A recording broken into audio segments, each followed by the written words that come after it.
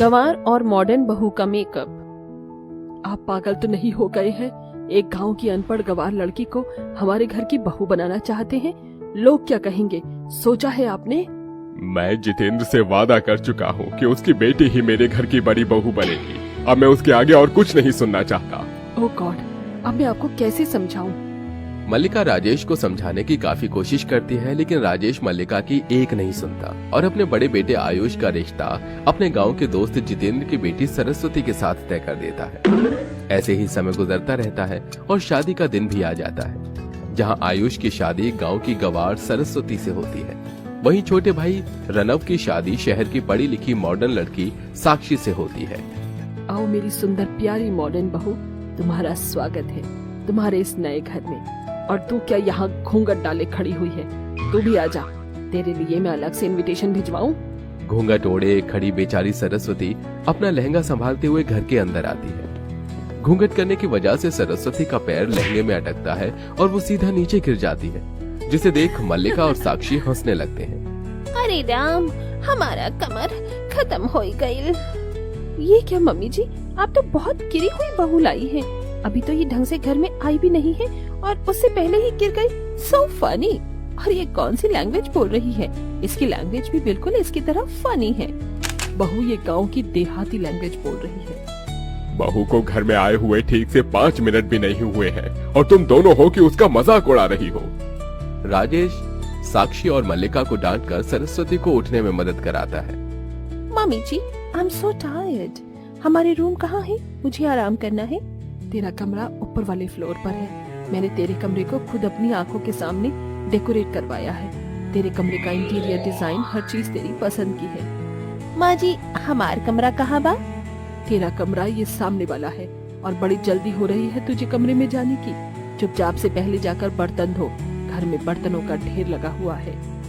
ये क्या मल्लिका, तुम नई नवेली बहू से झूठे बर्तन धुलवा रही हो? काऊ ना दिक्कत ना बाबूजी, हम बर्तन धो दे, लेकिन रसोई घर देखा दी। एक तरफ जहां शहर की पढ़ी लिखी बहू अपने कमरे में पति के साथ अपनी शादी की पहली रात अच्छे से एंजॉय करती है, वहीं बेचारी गांव की गंवार बहू शादी के जोड़े में ही, जिसकी अभी तक मेहंदी भी नहीं उतरी थी, वो झूठे बर्तन धोती है। ऐसे ही शादी की पहली रात गुजर जाती है। अगले दिन सरस्वती सुबह जल्दी उठकर भगवान की पूजा पाठ करके सबके लिए नाश्ता बनाती है। वहीं दूसरी तरफ साक्षी शॉर्ट ड्रेस पहनकर रेडी होती है और डाइनिंग टेबल पर खाने के लिए बैठ जाती है। बहू तो बहुत अच्छा खाना बनाती है। न जाने कितने सालों बाद मैं इतना अच्छा खाना खा रहा हूँ। धन्यवाद बाबूजी। कोई इतना बेकार खाना कैसे खा सकता है? इसमें तो कोई टेस्ट भी नहीं है।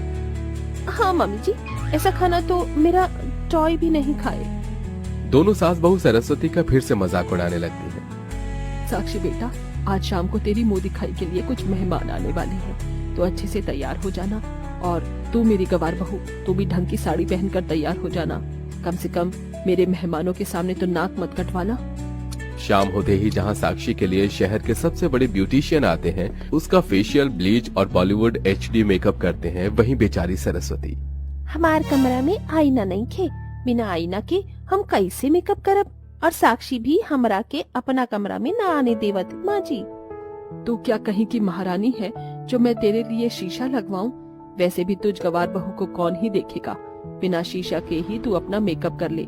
ऐसी छोटी छोटी बातों के लिए मेरा टाइम वेस्ट करने की कोई जरूरत नहीं है। शीशे के बिना मेकअप करना सरस्वती के लिए काफी मुश्किल होता है, इसलिए सरस्वती किचन में जाती है और कांच के और स्टील के बर्तन में देखकर अपना मेकअप करने की कोशिश करती है। ढंग से मेकअप न आने की वजह से सरस्वती अपने चेहरे पर कहीं ब्लश ज्यादा तो कहीं फाउंडेशन ज्यादा लगा देती है। लिपस्टिक भी सरस्वती के होठों से बाहर निकल रही होती है, वहीं लाइनर भी ठीक से नहीं लगा होता। थोड़ी देर में मुंह दिखाई की रस्म होती है। अरे वाह मरिका, तुम तो पढ़ी लिखी और मॉडर्न बहू के साथ साथ इतनी सुंदर बहू भी लेकर आई हो, किसी की नजर न लगे इसे। इसका मेकअप कितना सुंदर लग रहा है। इतना सुंदर न्यूड मेकअप तो मैंने आज तक नहीं देखा। अब साक्षी के बाद सरस्वती की मुंह दिखाई की बारी थी। अंजलि जैसे ही सरस्वती की मुंह दिखाई करने के लिए उसका घूंघट ऊपर करती है। ये क्या मलिका, तुम अपने बड़े बेटे के लिए बहू की जगह जोकर कहाँ से उठा कर ले आई? कितना गंदा मेकअप है इसका। इसके तो मेकअप का बेस भी ढंग से नहीं बना है। तुम्हें एक सजेशन देती हूँ, ये मेकअप करके रात में कहीं बाहर मत निकल जाना, वरना बेचारा कोई भूत या चुड़ैल तुम्हें देखकर दोबारा मर जाएगा। मिल गया सुकून तुझे, करवा ली मेरी बेइज्जती। जा यहाँ से दफा हो, इडियट कहेंगी।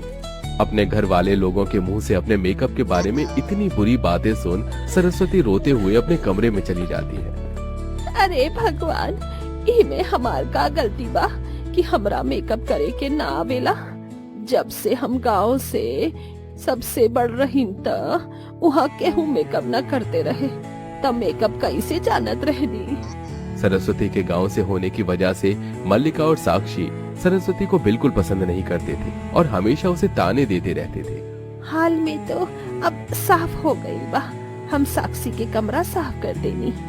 सरस्वती सफाई करने के लिए साक्षी के कमरे में जाती है कि तभी सरस्वती की नजर साक्षी की ड्रेसिंग टेबल पर पड़ती है, जहां वो साक्षी का काफी सारा मेकअप का सामान रखा हुआ देखती है। ये सब सामान साक्षी के मेकअप के सामान निहल लागेला, लेकिन इतना गंदा होता हमें काम करता नहीं, ले जाके रउआ धो दे देनी। बेचारी भोली सरस्वती मेकअप किट को उठाती है और बाथरूम में ले जाकर उन्हें साबुन से धोने लगती है।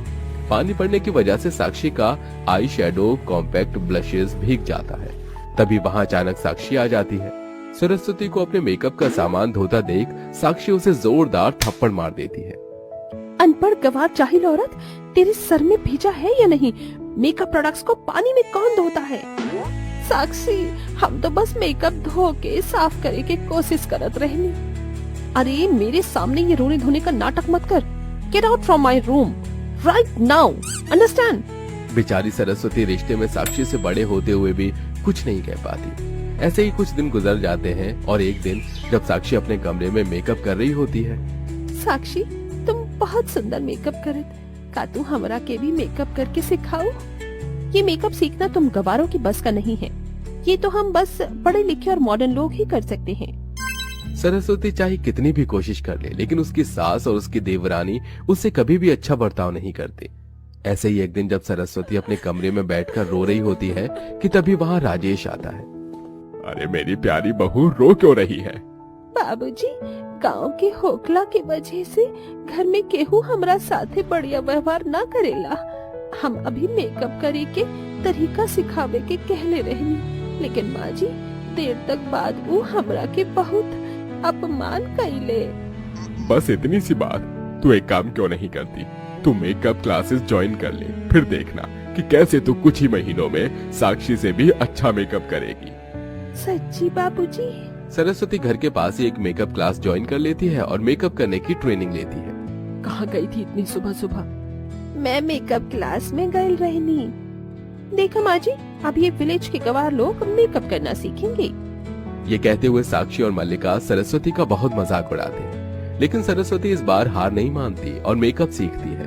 कुछ महीनों में सरस्वती एक प्रोफेशनल मेकअप आर्टिस्ट बन जाती है और एक दिन फाइनली मेरे मेकअप प्रोडक्ट्स आ गए। अब मैं इससे अपना और भी अच्छा मेकअप करूंगी। साक्षी, ए ब्रांड के मेकअप प्रोडक्ट के इस्तेमाल कईल बिल्कुल निमन नहीं खे। हो सकता है कि एकरा से आपके चेहरे पर दाग हो सकता। अच्छा, तो अब तुम गांव की गवार मुझे बताओगी कि मुझे कौन से मेकअप प्रोडक्ट्स यूज करने चाहिए और कौन से नहीं? सरस्वती के मना करने के बावजूद भी साक्षी उन मेकअप प्रोडक्ट्स को यूज करती है, जिसके बाद अब साक्षी जब भी और मेकअप प्रोडक्ट्स को यूज करके बाहर धूप में जाती तो उसके चेहरे पर लाल निशान पड़ने लगते हैं और देखते ही देखते अब साक्षी के पूरे चेहरे पर लाल लाल धब्बे हो गए थे। साक्षी बहू, हमें आज रात को शादी में जाना है, तो समय से तैयार हो जाना। मैं इस चेहरे के साथ शादी में कैसे जा सकती हूँ? मेकअप से भी मेरे दाग धब्बे नहीं छुपेंगे। हम साक्षी के मेकअप कर सकेनी और ओकर दाग बढ़िया से छिपा सकेनी, तब साक्षी के तोहरा साथे बियाह में जाए की कवनो दिक्कत ना हुई। अब मेरे इतने बुरे दिन आ गए हैं क्या कि मैं तो गवार से अपना मेकअप करवाऊंगी? साक्षी, एक बेर भरोसा करी, हम तोहरा के निराश न करब। सरस्वती के कहने पर साक्षी उससे मेकअप करवाने के लिए हाँ कर देती है, जिसके बाद सरस्वती साक्षी का बहुत अच्छा मेकअप करती है, जिसमें उसका एक भी दाग धब्बे दिखाई नहीं देते। जिसके बाद साक्षी और मल्लिका शादी में जाते हैं। अरे वाह साक्षी, तेरा मेकअप तो बहुत अच्छा लग रहा है। लगता है किसी प्रोफेशनल मेकअप आर्टिस्ट से तेरा मेकअप किया है। ये मेकअप किसी प्रोफेशनल मेकअप आर्टिस्ट ने नहीं बल्कि मेरी जेठानी ने किया है। तेरी जेठानी तो बहुत अच्छा मेकअप करती है। इतना सुंदर मेकअप तो ब्राइड्स का भी नहीं है। इतना तेज लग रहा है, तेरी खूबसूरती में तो 4 चांद लग गए। सभी लोगों को मेकअप की इतनी तारीफ करता देख साक्षी और मल्लिका घर पहुंचते हैं। सरस्वती, सबने मेरे मेकअप की बहुत ज्यादा तारीफ की है, तो मैं सोच भी नहीं सकती थी कि तुम मेरा इतना अच्छा मेकअप करोगी। किसी को भी मेरे चेहरे के दाग धब्बे नहीं दिखाई दिए। हमें माफ कर दे, हमने सोचा था तू एक गांव की गवार है और जिंदगी भर गवार ही रहेगी और कभी कुछ सीख नहीं सकेगी। लेकिन माँ जी, साक्षी हमनी के कौनो गांव के हो सके नहीं जा, लेकिन हमनी ने इतना लगन बा कि हमनी के अपना समर्पण से कछुआ सीख सके नहीं जा।